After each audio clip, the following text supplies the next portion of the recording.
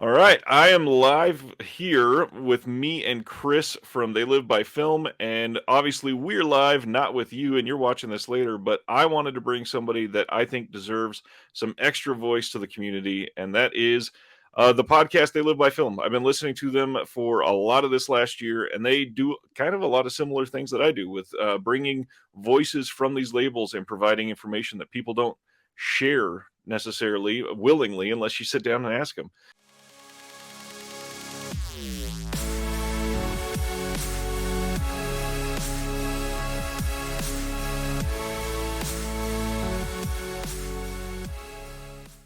So, how we doing, Chris?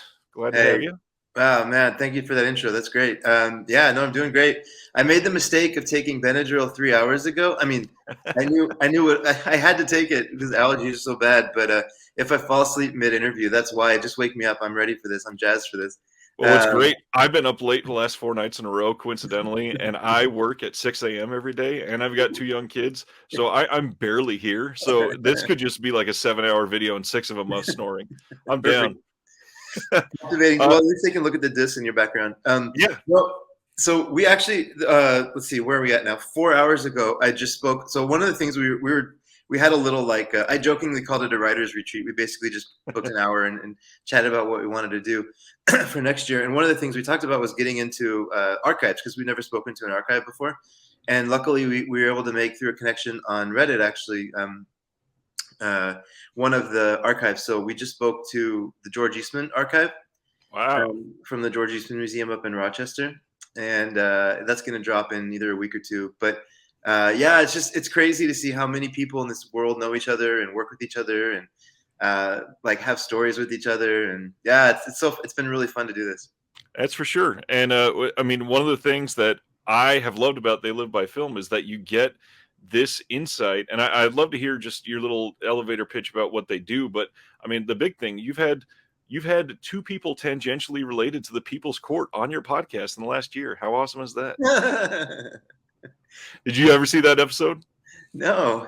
Lewis from Massacre Video was suing somebody who plagiarized the episode of uh, they were trying to show something on YouTube for everybody on like a late night Friday night archive, and they Okay. were playing Hack-O-Lantern.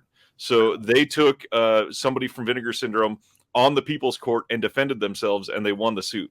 Shut up. Yeah, and it's on YouTube and everything. It's awesome. Oh, I'm gonna check that out tonight. That's hilarious. Yeah, no. So basically, we sat down. There's a weekly film club that happens on Reddit on the subreddit called R Criterion Conversation, and I've been on that for about 18 months now. I wasn't one of the founders of that, but joined in kind of to help planning that. And we started talking about Criterion, and there was a subsection of us from that group that were just passionate about collecting as well. So we thought, yeah, it'd be fun to have like a podcast where we basically just kind of talk about these Criterion movies we've been watching from the channel, and then in the middle have a little section called Collection Corner, just because it's a passion for us. And then a few episodes in, we were like, yeah, I mean, like, what? Let's just go for it. Like, let's just see if we can reach out. What's the worst thing they can do? Say no, and Right. and the first person that said yes was Dennis Bartok and Craig Rogers, who are now in Death Crocodile. At the time, I thought they were Arbellis, and I was stunned that I was just sitting here across the computer from Dennis Bartok, this freaking legend, and Yeah. so nice, so accommodating. He just told stories. Like, I imagine if you get him drunk, he probably wouldn't stop telling stories, and like, I want to hear them all. And we just kind of kept asking, and luckily, people are still saying yes. We've got we're scheduling with Indicator right now, Wow. and we've already got Mondo Macabro saying yes. Just give us time. We need to do it. Like, there's basically a 2 or 3 person shop, and they do amazing work. Oh yeah. So yeah, we're still going, but I appreciate you being nice about it. Happily, and I've chronicled the journey you guys have made, and I've loved to see the growth. It feels like the Vinegar Syndrome episode where Justin LaLiberty was on there just exploded the listeners, and I'm sure the number of listeners for that is probably still the highest, but it seems like that there was actual buzz following that, and people coming. You had Loose Justin on there. You've had a handful of other kind of bigger names around the industry, well, the hobby, I guess you would say at this point. But Yeah. there's so many people that if you see these names, you know who they are. and you're used to their work, and so it just makes you want to listen to those episodes. And so just a big round of applause for you guys to be able to do something like that consistently. It's a lot of work. Oh man, I appreciate that. Yeah, just um, my favorite. I mean, I can't really. It's hard to say that. It's so fun talking to everybody. But the big win for us, like that felt like a big win, was obviously Justin La Liberty, James White from Arrow. That was one that felt like a big win. Just to be Yep. able to sit down with him. That's another person that I could just listen to stories from him all day. I was shocked how Louis Justin is so connected. Oh Like yeah. that guy's crazy. You know, in that episode, he talks about like how the Vinegar Syndrome people use his designer for a lot of their covers, Yep. and just everybody knows each other. He works with David from Severin. Anyways, yeah, the world is just that world is so tight knit and so close, and it's been so. Anyways, yeah, I love how when you dive into the history of some of these, you find out pretty much everybody worked for Anchor Bay at some point, and then they all just branched out, made their own labels, and here they are, literally 20 years later, and some of these are thriving more than they've ever been able to survive before. yeah. No, it's nuts. And Anchor Bay used to do limited editions better than anybody. Like those. Do you have any of those tins? I have, I don't have them anymore because we're, 3 generations past in some cases. Yeah, I've still. I should. Anyways, I wish I could have done this in the room with all the movies. My baby's sleeping now, but yeah, I used to collect back in 2001. I started, and I got the first tin I got was Evil Dead 2, and I was like, oh, I kind of like these tins, and then Wicker It's a Man, nice and then it one. just kind of just went complete on them there. I bet they're all like 50,000, Yep. 40,000. It's nuts, but anyway. I still laugh when people bring up limited edition and not being able to get them now, and then you realize 20 years ago, some limited edition runs were 100,000 copies. Yeah, I mean, there yeah, is the big, I think it's Wizard of Oz, the collector set. That print run was like 250,000. It was labeled as limited edition. and and And people now bought we're it. seeing things at, 500 or 100 in some cases. Yeah. Yeah. So yeah, I did the same thing. I started collecting similar timing to around when you did, and unfortunately, I sold most of my collection to be able to move to the Midwest from California and started rebuilding then. But thankfully, Oh, it was right around the turnover from DVD to Blu-ray, so all it mm, did was give me the excuse to upgrade everything, that's great. which was nice. That's great. So as we sit here, we've been talking about labels. Obviously, you guys have a big focus on labels for the last year. And one of the things you and I started talking about is shining a light on not necessarily lower quality or anything, but less appreciated labels. So Yeah. we each brought, I believe, 5 labels to the table that we want to talk about tonight. So you want to go ahead with your first one and tell us about the label and show maybe a single release or talk about a single release at least? Yeah. So I heard the episode you did, the kind of recap of your favorite labels, and it's great. It's a great episode for anybody that hasn't heard it. Go listen to Nice. that. Thank you. Yeah, and I was thinking like, oh, that'd be cool to do the same thing for some of these like up and comers because, like you said, they all have a similar lineage and kind of family tree. So For some of the sure. work they do is pretty outstanding. So I kind of go across. There's going to be some more kind of genre labels and some that are more Of course. kind of art house films. But I just want to call out Arbelos Films, which for a while they joined with Cinelicious, and then the Cinelicious folks are now Deaf Crocodile. But they started out doing pretty standard releases. I mean, nice, clean, looks almost Yeah. like Twilight Time or something. Or is it? Yeah, Twilight Time, something like that. Yep. But then with Satan Tango, do you have this release? I don't. Oh, I it's don't so have a nice. single release from them yet. I don't know Oh, why. it feels so good. Like, so it opens up kind of like an envelope, and it's just like velvety paper. Like I could almost kind of use it as a blanket. Um, and they have this one has a postcard and it has a film reel in it, and then just Nice. again it's the standard case that they have, but it's giant video interview, video essay. But I mean, Set and Tango is a little bit different. It's such a long movie. You're not gonna have a commentary track. For Um, sure. but I was like, man, these guys are doing great work. And then every release after this has been this style, Yeah. and just beautiful. Like I know I'll just do one more, but if you see this Damnation release here, it's just slick.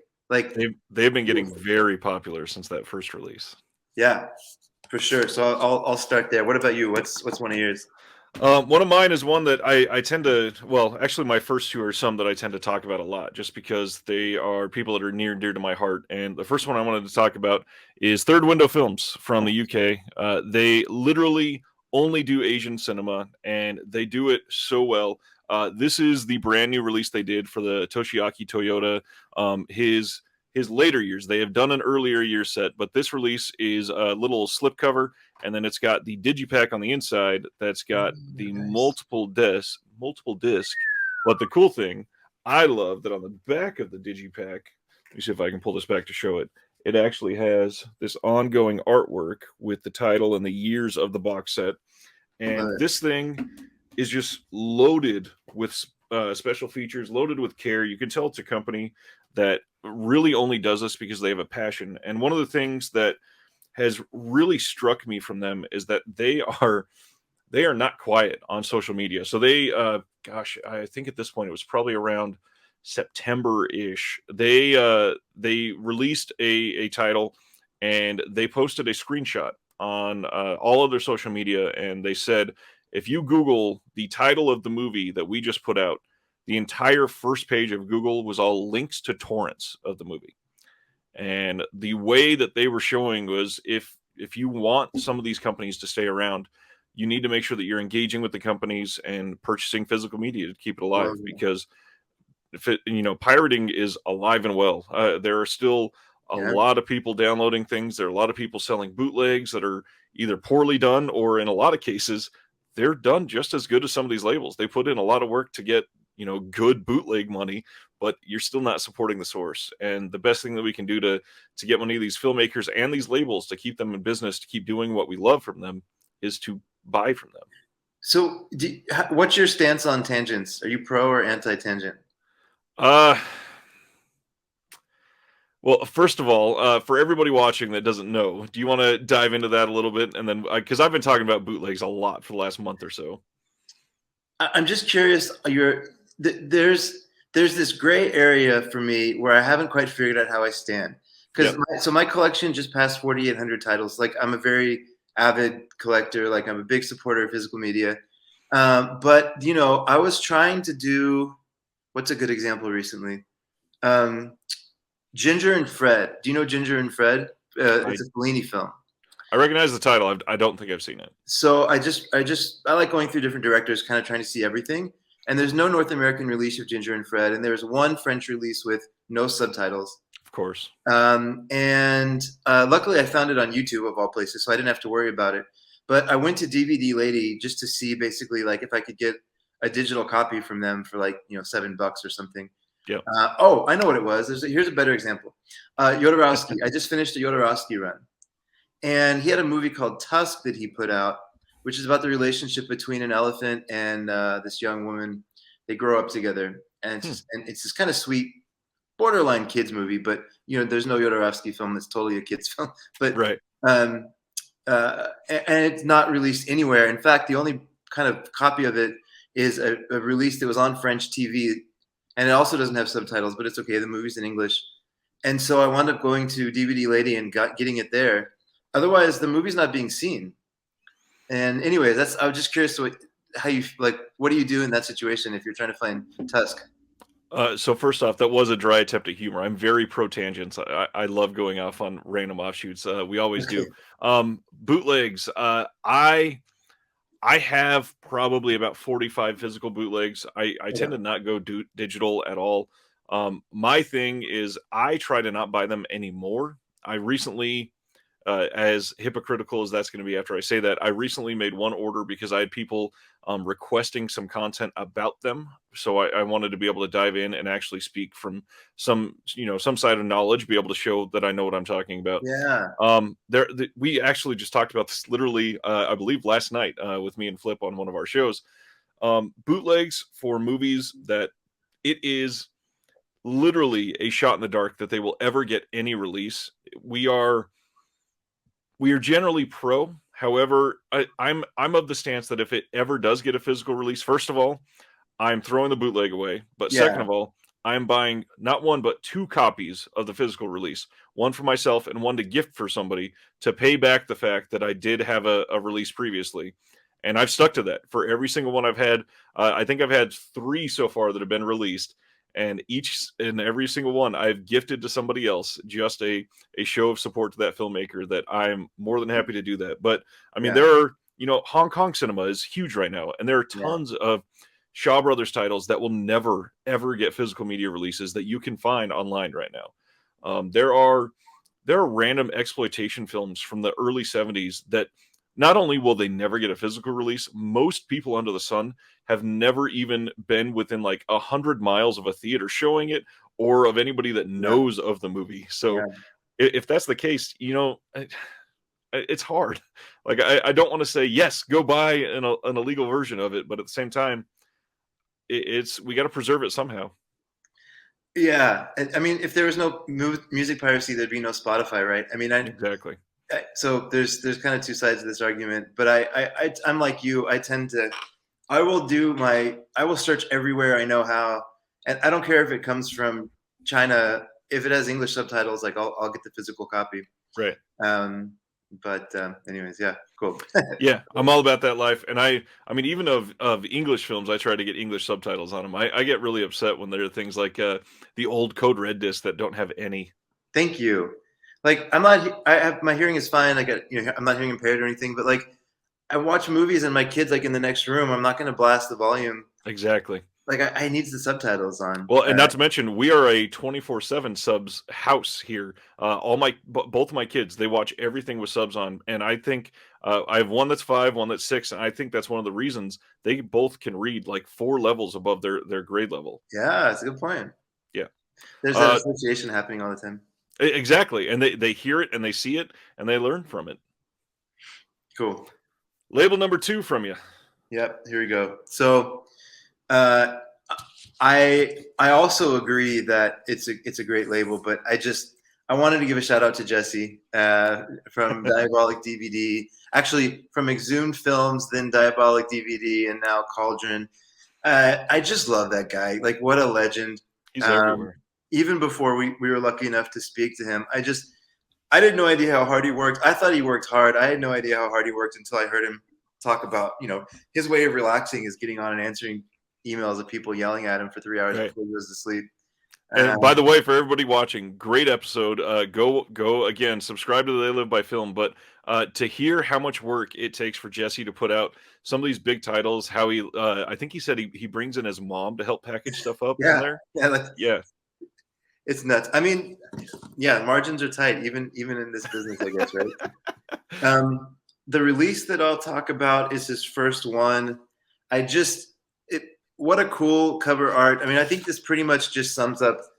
Jesse's been in the kind of exploitation game for ever. Yeah, ever 30 years. He just knows it inside and out. He was scouring flea markets for old VHS copies to sell. So when he put out a Sergio Martino film, I knew this label was going to be great. exactly. Some people were a little bit down on his found footage month that he had. I watched those movies. I got them and I watched them. They're not bad. I mean, like, No, they're fun. I love everything he's doing. I think he's somebody that really has a deep understanding of what the customer wants, and he's putting out some nice releases. And he has 7 and 8 that I already have on pre-order. So yeah, and that wave looks to be a lot more what the original buyers from the yeah, label really wanted. So I think that one's going to go over like gangbusters for him. totally. What about you? My next one is one that I actually discovered through Jesse. They randomly put up a title on Diabolic that they were going to sell, and it happened to be for Gold Ninja Video. Gold Ninja Oh, Video is out of Canada, and they get these random ass free titles essentially because they are not under copyright, and they get the best scan that they can find of the film, put it on disc, but then what they do is build special features for the entire movie. Every single movie comes with a commentary. Every single thing so far has come with a hidden special feature that on, I think, every disc has been at least one bonus movie. And oh, Justin DeClue is the guy behind it. And it is so crazy what they put on some of these discs. I mean, they put out a Bruceploitation release that has like 8 films, 10 films, something like that. no And way. it is wild. They have, I mean, the one I just showed, this is Holy Virgin versus the Evil Dead. They've got the most random ass old movies that it's the kind of thing that you see only at like 1:30 in the morning, flipping through channels and go, "Oh, I just started this half hour into the movie. Why is there a guy in a dinosaur suit chasing this person down a sewer?" And yeah, it's that type of movie, but they research it, they talk about it. He really pours everything into it, and you can just tell as he's going through it that the entire thing has been curated because it's stuff that he really loves. And there's not many labels that you can see that sort of a feeling. Yeah, They have it, and the other one that really speaks to me like that is Mondo Macabro. They yeah. they really have. If you're watching a movie, you can go, I bet this is a Mondo Macabro movie. Especially if it's Indonesian. Um, Exactly. well, you interviewed that guy, right, from Gold Ninja? Yes, he came on when they were doing their Indiegogo, and it was so amazing just to hear him be able to go into depth in some of these things that again, these are titles that no one has ever heard of. Sure. He's got releases that are planned out for a while, but they raised so much money for the Indiegogo that he was able to buy a film scanner, and they're going to be scanning their own films coming up. I think they got their first scan going through, I think, in the next couple months. Wow. Yeah, I Yeah. think that's the episode where how I found out about you because that was you did a good Oh, job. wow. Thanks. But I love hearing the passion from him. He's definitely a Oh, yeah. passion player. He really is. And another person, Justin DeClue from there, he's got at least one. I think he might have 2 weekly podcasts. Plus, he does stuff on YouTube. So if you Wow, enjoy that flavor, he is everywhere with content. that's good. That's awesome.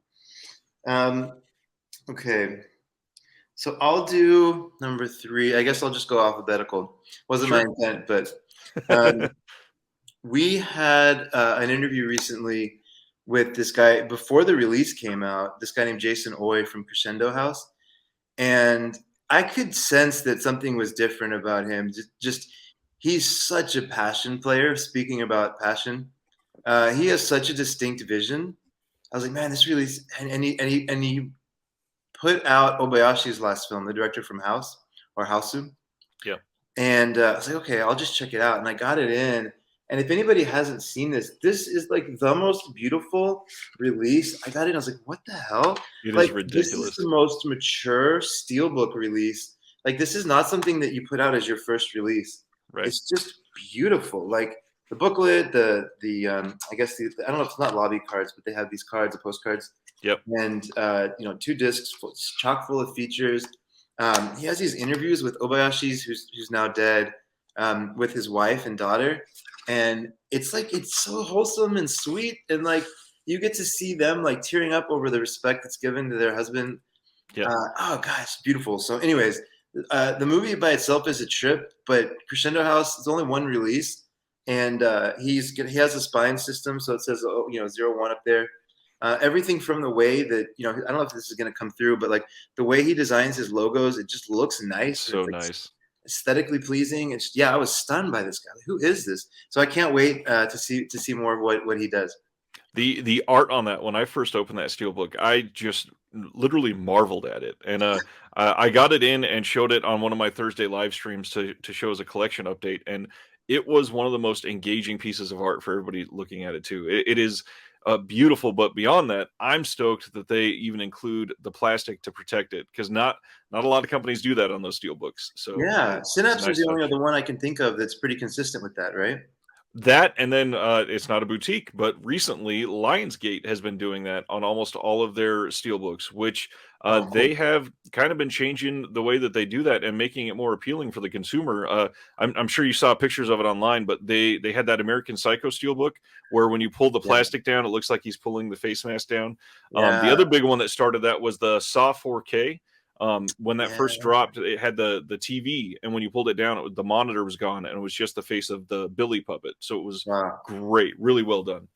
Do you Um, because they had Vestron or have Vestron is theirs, right? Vestron is owned by Lionsgate, yes. Yeah, so I guess they've kind of been in this like boutique style game. I'm put quotes on them. I don't consider them truly a boutique, but they certainly have that feel and flavor to it. Funny enough, I was just about to bring that up because you and I touched on this before, and this is probably a really great time. How do you define a boutique label? Yeah, like I think there's not a lot of my life that I'm a purist about. It's not really my like personality, but I have a very clear sense of what this is in my head. Like if it comes from a studio that made the film, like I'll buy it. Like Right, I have a ton of stuff from studios on my shelf, but I don't call it a boutique. It goes on a separate shelf. It goes on the Gen Pop shelf. I've no disrespect to the Gen Pop shelf. I love those movies, um, but it's not boutique. I think right. there's some boutique labels I think that are bad at special features, like Kino Lorber. I don't think that I mean they have some with special features, but they're certainly not consistent with it. Um, I would point out that that has changed in the last 2 years. Before 2019, pretty much nothing had special features, and now pretty much every single disc has at least a commentary. Yeah, it's a great point. They're getting a lot better. But I mean, the sheer volume of stuff they put out. I don't even Right. know how they put out what they do. Uh, but I still consider them a boutique. They have to Absolutely. license the movies, and so the big thing for me is kind of, are they having to license the content to put it out, um, or are they a part of the studio? Now it's going to be interesting because the copyright laws go back to 1925. This year it's turning over to 1926. So starting next year, we're going to get into talkies. And so Mhm. each year that goes on, there's going to be more and more stuff coming online. I mean, imagine when Gone in the Wind is public domain. Think about what they're going to do with that. Right. We're not too far from that. So, And that's speaking of public domain, that's what we can see from Gold Ninja. That's what they're doing. Everything they've done mhm. so far is Gold Ninja only does public domain, except for a couple of them where he has known the director personally and has gotten basically a digital file from him and permission to Oh, put it out. cool. So Okay. almost every single thing has been public domain. But you can see that's an example of what a label could do when something like Gone with the Wind. Obviously, it's not going to look like Holy Virgin versus the Evil Dead. But something like this, you could put out some deluxe packaging and not pay anything for the rights to the movie. Yeah. Obviously, you wouldn't be able to give it a brand new restoration because you don't have access to the film or anything. But what they have available, you could easily put out yourself. What about you? How close is that to your definition? It is literally spot on. Okay. I have always dictated that if it is from a studio, it can't be boutique. It can feel Yeah. like a boutique and look like a boutique, but that's not the definition of what a boutique is. Yeah. And you're talking about the Gen Pop shelves. Behind you can see all these boutique labels behind me. The only one I have sprinkled in my boutique labels is my Disney stuff because I want it easily reachable for my kids. That's it. Everything else is put away. The interesting thing, we're talking about Vestron and Lionsgate. I'm curious why the first, I don't know the exact number, like 19 Vestron releases, they averaged, $28 to purchase, and they hardly ever went on sale. They own the rights. They didn't have to pay for the rights to the film, and yet it cost more than most random other boutique labels. I know. I think that is changed now, right? They have gotten a lot less expensive. Every single one since Maximum Overdrive has been about $12 on release or less. But then also, I'd point out a lot of the newer ones, they don't have new scans. Yeah. They're like DVD rips that look awful. So apparently, the person who was working at Vestron that kind of got Chopping Mall and like a lot of those early titles, Blood Diner, like all those great movies off the ground, is no longer at the company, and they were trying to scramble to find somebody to replace her. Apparently, that's why there was a dip in output for a while. Yeah. And I don't think the quality is the same since this whatever. I mean, with all respect, but yeah, I got Chopping Mall because it's one of my favorite kind of like just stupid. Like I love that movie. It's great. And Yeah. then I was like, oh, who's this Vestron? And I kind of just my wacky brain, I was like, oh, this was number one, so I need number two. And then I just kind of slowly bought them as I watched them all. But yeah, I think I'm complete on them, maybe with the exception of one or two. But yeah, not boutique, but I love having them. I love those movies, a lot of them. Are there any other studio lines that you enjoy collecting that are anywhere similar to boutiques?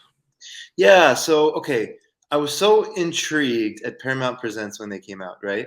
The one main one that I had in mind when I asked that question. Yeah, and I got the first two or three or whatever, and I was like, "All right, can we cuss on the show?" Yeah, of course. It's like, fuck these guys. Their special features were terrible, and it was like lazy packaging. I mean, the idea of a fold out with the poster is kind of cute, I guess, whatever. Yep. But like, it probably took them like 5 minutes to put that together. Oddly enough, I have one within reach. Here's the Herald and Mod. Okay, yeah.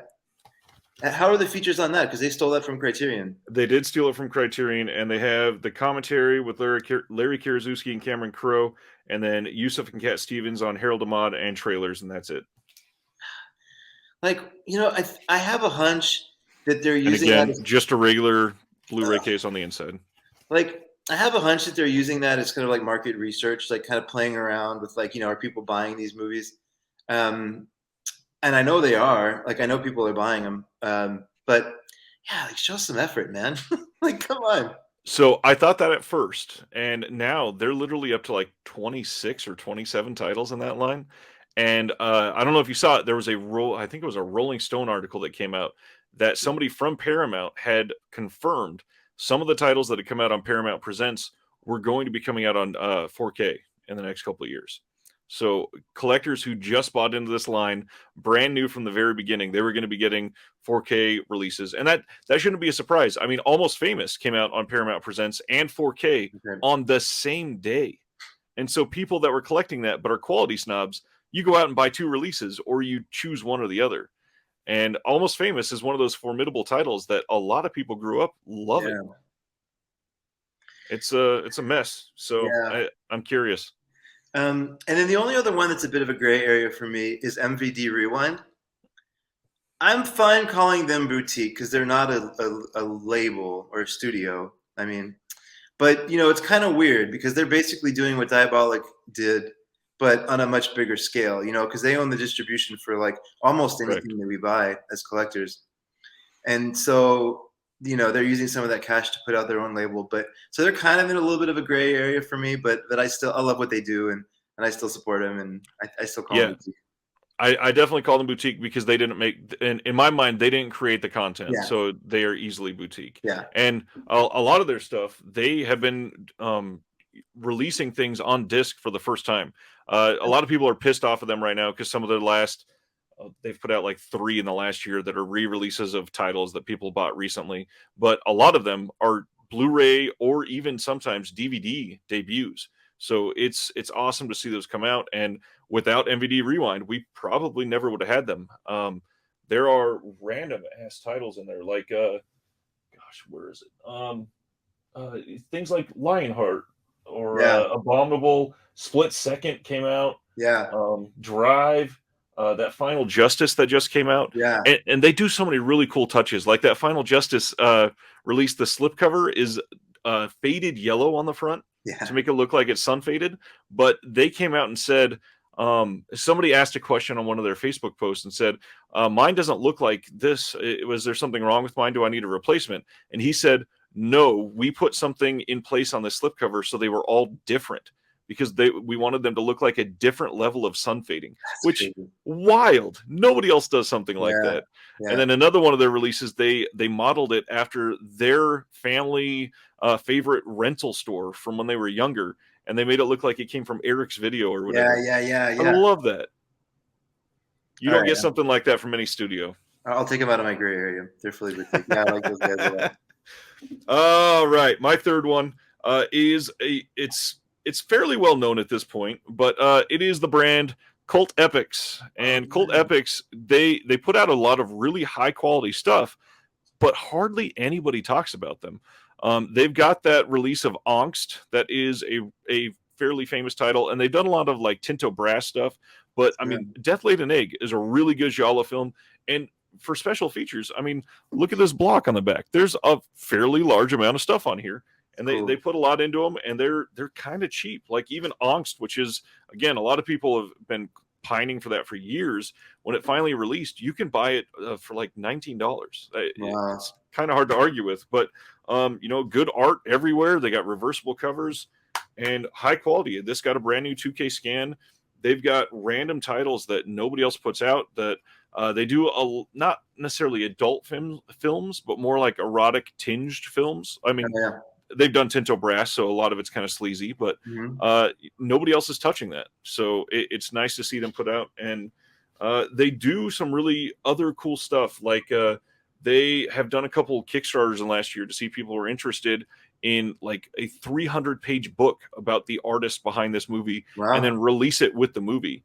Wow. and not a lot of companies are dipping their toes into things like that. Yeah, that's cool to hear. I'll have to check more. I'll have to check them out a little bit more. I actually don't own anything from them right now. Um, by the way, this is random, but I agree with you on Severin. So my only knock on Severin, from a packaging standpoint, is that they don't do reversible sleeves, because I feel like it would be so cool to see the cover art, or the initial poster art for some of these Yeah, movies that they were able to and, find. and they have on a handful. I don't know why they don't do it on more, but Yeah. yeah, I completely agree. Okay, so uh, getting to number two, there's a I feel very comfortable in like predicting. It's not really much of a prediction, that there's going to be a huge wave of Cat 3 releases coming out this year and Hopefully. in the future. Massacre just released a little blurb about Man Behind the Sun. Ebola Syndrome was just released. Obviously, Rikio has that beautiful edition, which I couldn't believe they got that nice packaging. But then there's this other company, these two dudes that are starting a company brand new, Era 44. They have their second release up for pre-order, and this Anatomia Extinction is one. It's a cool movie. It's kind of a shorter film, Very um, short. but it's a nice release. They have a ton. I mean, probably 20 line items or 15 line items of special features. They went all out, and these guys are they're trying to compete with all the big players, and kind of going head to head against 101 and going head to head against Third Window, and they're putting out these Asian cinema they feel needs to be seen. So I like them so far. I can't wait to see what they do more of. And beyond that, they're actually working with some of these companies too. And to get a little insight onto how some of these labels work, Third Window and Air 4444, it's such a mouthful. They work together to buy the scan for the new one, the Funky Forest and Warped Forest. Yeah, that's right. And so they funded it together, and then they got the rights in the U.S. Third Window got it in the UK, and I love seeing stuff like that. That way, everybody has a chance to get a good release of it, and you see just more cinema getting in the hands of people that want it. Yeah, yeah, totally. In fact, it was a bit weird because both of them are region-free releases, which I don't really know what that means. But Orbit DVD had the Third Window version up for pre-order, and then I went back the next day, and it was the Error 4444 one. So they must have been like a cease and desist. Could have been, yeah. So my next one is you mentioned Indicator earlier, and so many people don't know that they actually have a either a sub label or a sister label. I don't know what to call it, but they have something called Anti Worlds releasing, and they have put out, I think, either 8 titles or 10, something like that. Not very many, but they've been around for a few years, so they're going very slow at this point. This is their very first release. This is Charmed for Life, and everything on here is identical to Indicator, except they do a lot more modern films. So this is from Oh, 2018, and the bonus exclusive disc on here is from 2013. So they're very new titles, and I mean, even on the back, all the branding is identical to Indicator. All the yeah. special features is listing as the same. The packaging is all the same. They even have numbering, and their spine numbers are negative. So if you're going to go in order, you go from right to left rather than Because from left to right. anti-world. Exactly. And every single release, just like Indicator, when it's limited edition, comes with a really nice book on the inside, and it's nice and lengthy with lots of writing on it. This is an interesting movie. That's why it's got these this interesting art on here, and it's a very good release. It's a really good movie. This is just a company that I don't hear anyone else talking about. Well, you may know this already, but I just found out that the Indicator folks used to run Tartan back in the day. Yep. And their Asia line, I mean, I got into Takashi Miike that way. Like, I got into a lot of Oh Asian yeah. cinema basically through the Tartan line. I had no, so when I found out that they were connected, I had to. We're trying to get that scheduled with them right now, because like I really want to hear their story. I love those guys. Especially now with them coming to the U.S., it's perfect timing. Yeah, yeah, for sure. And Yeah, I think their first U.S. releases drop next Tuesday. From yeah, when we're recording this, obviously. yeah. Exactly. That's right. It's coming soon. Them and 101 is the other one, right? Or Yes, 101 is coming in 2022, and then 88 Films started in 2021. So there's yeah. actually 3 that have made that jump in the last year. Well, 101 hasn't yet, but they've announced that they are. What a year 88 Films had too, huh? Oh yeah, 88 was wild last year. So my number one, or I go my number five, depending on how you want to think about it, is Gunpowder and Sky. So they're they've moved now. They did this first, this kind of side slide, and then they went to a regular top slide for two releases, and then the last two have been this. I like this a lot better. It's a nice, distinct look. This one, it came with like playing cards, and it came with it's if you open it up, like a ton of stuff falls out. It's really stacked. Yeah. Beautiful release. It's a cool movie too. I like Vinegar Syndrome is in this interesting spot where they're using partner labels to get into like all kinds of cinema. So way beyond just what like Vinegar Syndrome puts out. Oh yeah. And I don't think anybody kind of illustrates that as well as Gunpowder and Sky, because they already have a huge budget as a production studio, and Sure. so they can afford to put some nice money behind their releases, and it shows. I mean, this new one for Her Smell is beautiful just from a release standpoint.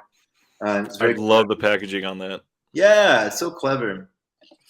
So The only thing my beef with that release is I wish it was 4K. Since there was already a Blu-ray release of that one, I wish that would have been in 4K. Just like Prospect, the one that you had previously shown, that was 4K, yeah, and then of Awakened course, too, right? yeah, I'm excited to watch. It's been interesting. I haven't seen. There was a new release from a label called Decanologue, and there was a new release from another label that's focusing on Asian cinema. Canny, Kani. Yeah, thank you. And it's amazing to think about Vinegar Syndrome as this kind of home now for it's like an app store. You can Yep. go in there and get like almost whatever you want. And that's I've made a couple of remarks that people have asked if I was complaining about the number of partner labels, and I'm not. First of all, internally, kind of yes, because it's a little bit overwhelming because there's so much to consume. If Yeah, you're, I mean, obviously, you don't have to consume everything, but there's a lot to choose from, and it can come into like analysis paralysis sometimes. But the big thing, no matter who you are, no matter what mood you're in, no matter what type of movies you like, Vinegar Syndrome, and more importantly, OCN Distribution, yeah, who is the over Vinegar Syndrome, they have a taste for every single person, for every night of the week, for yeah, every mood you're in. There is a movie that I can say, you know what, that one will fit you perfectly for Thursday after you're tired after the kids' soccer game. I've got one that'll fit you on Monday when you're trying to watch something romantic with the wife. There's so many different possibilities that you can throw in there now. And I think as of what we just got announced for January, I think they're up to 22 partner labels, yeah. Sounds right. which is insanity. Yeah. And the quality again, they keep getting more diverse. Like Deaf Crocodile's bringing in films from India and from all over the world, and they're going to continue to grow. So yeah, I think January actually was the first. Yeah, January was the first month where I just had to stop buying all the partner releases. There's so many. I I had think to pick. January had 11 that got released. Yeah, so I think I wound up getting 7 or something like that. But like, I can't keep up. I don't know. I don't know that I'm going to keep up with Saturn's Core, for example. Like maybe I do like what they're doing, but it's like a opportunity cost, I guess, or whatever. Exactly. And it's literally like signing over a paycheck at some point because there's so many releases. Yeah, exactly. Not to mention the actual Vinegar Syndrome line still. Yeah. Are you a subscriber, by the way? I am. I've been doing it for a few years. One of the things that actually got a lot of attention on my channel this year is I put out a video saying, "Is the subscription worth it?" And Of course you did. I saw that video. I'm sorry. not Yeah. not many. You're good. Obviously, I don't expect you to watch everything or anything. Not many people have gone into the math of the subscription and to show what you get from that subscription. It Yeah. is like wildly beyond worth it. If you are Amazing. even remotely interested in it, it's kind of a no brainer. Yeah. Their releases in January were MSRP'd at $230, Already, yeah. and you're basically paying like $70, right? $75 Yep. for that privilege. Yeah, it's amazing. That's wild. And one of them is a 3-movie box set that is full of, 2 movies that people have been clamoring to have in their hands for years, and Yeah. another one that sounds incredible. So, Yeah. yeah. What's your All number right. one? My number one is one that I think I am the only channel that I've ever seen talk about this label. There might have been one or two others, and a lot of people have heard of this title, which is going to make that seem misleading. But this distribution label, nobody else speaks about, and that is Scream Team Releasing. And this is their release of Dude Bro Party Massacre 3. And this movie is just everything that I love about movies. It is a satirical twist. I'm going to read the back line because this is incredible copy. A satirical twist on the gory and sexually charged 1980s slasher genre. Dude Bro Party Massacre 3 is presented as the only surviving VHS copy of the reviled horror franchise's third and final installment. And of course, the joke is that there's never been a 1 or a 2, and so this is out there. But this is so good. If I remember right, I think this was the guys involved with 5-second films from YouTube. Oh This is yeah. what they went out to make a feature-length film, and this is what they came up with, and it is freaking hilarious. Okay. It is funny through and through, but as a real boutique, and these guys have like no money behind them. Reversible art, tons of special features. Most of their releases you can order from their website and get for like $2 more. The entire cast and crew will autograph it for you, and you get a poster, and it comes very quickly and really well packaged. It is just one of those companies that keeps putting everything they can into every single release, and it feels so thankless. And at the end of the day, I just want to strangle some of these collectors and say, follow the good work rather than keep buying from Code Red. Yeah. That's great. What's the name of the label again? Scream Team Releasing. All right. And they literally have like 35 or 40 releases. So it's coming up there. Some of the other big ones, a lot of people know 1031, the anthology horror. Okay. They have those. A lot of people know The Barn. That was a one kind of related to 1031. They've put that out as well, and they've got another sequel coming for that, I think. Wow. They've put out some other titles. Like they have one that's really modern and not like beat for beat remake or anything like that, but very similar to April Fool's Day. Oh yeah. Has a very similar ending to it. So it's Okay. a really good line, and for the most part, it's like low or no budget films, but you don't get low or no budget acting. It's usually pretty well done. Okay. It's nice. Cool. Yeah, I'll have to give them some love. I appreciate the heads up on that. I actually don't know about them, so That's why we do this. That's awesome. Yeah, exactly. So They Live by Film. What do we got to look forward to in the new year? Anything that you can share? Well, yeah. So we're gonna try to expand. So we have so many labels that we're reaching out to. Like I just sent an email today to Fractured Visions, see if they'd be willing to join. And I think they only have 3 releases, but they seem like they're doing some cool work. We have kind of our big whales this year, so to speak. White whales would be 101 and Criterion. We're trying to just close the loop on those. And we haven't spoken to anybody from Eureka yet. So those would be the big ones for this year. I'm in sales as a living. Like that's kind of what I do for a job. So I don't mind being a little persistent.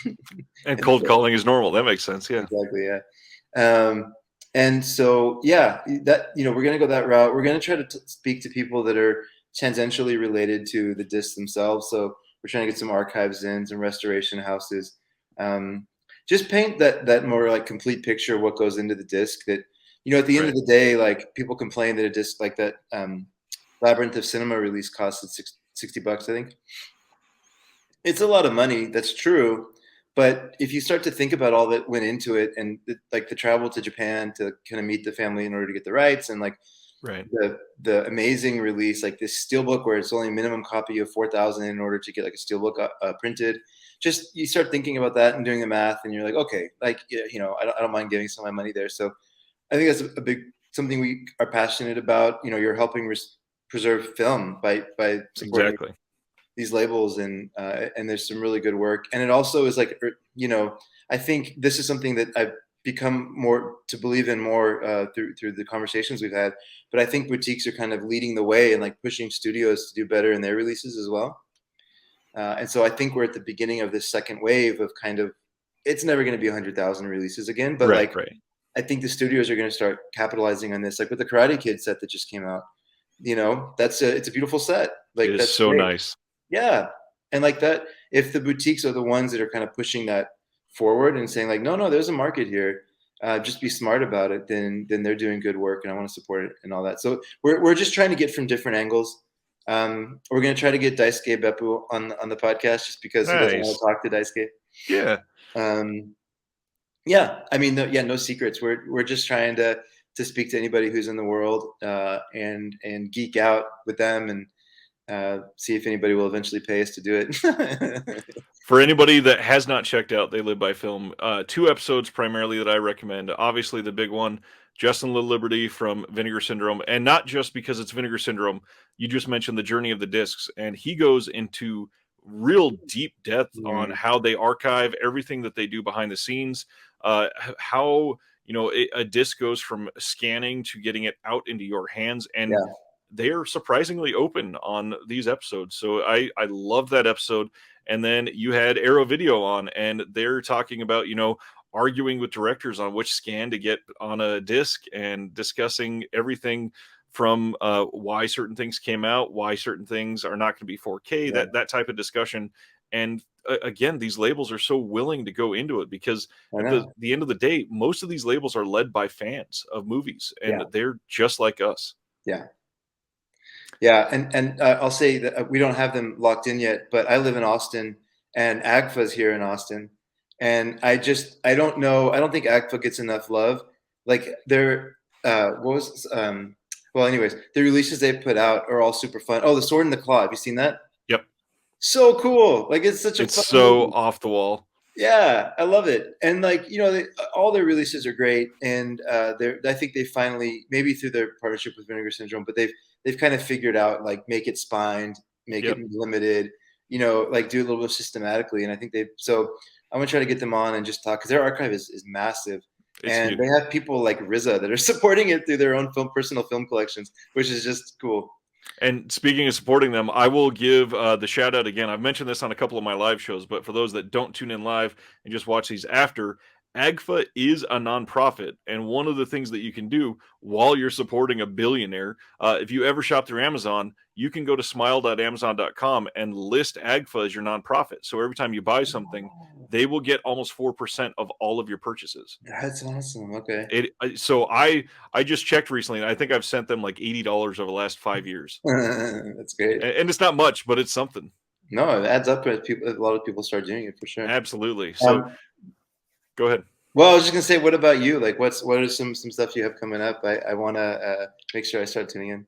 Surprisingly enough, this is probably going to be one of the things that I used to kick off a big change in the channel.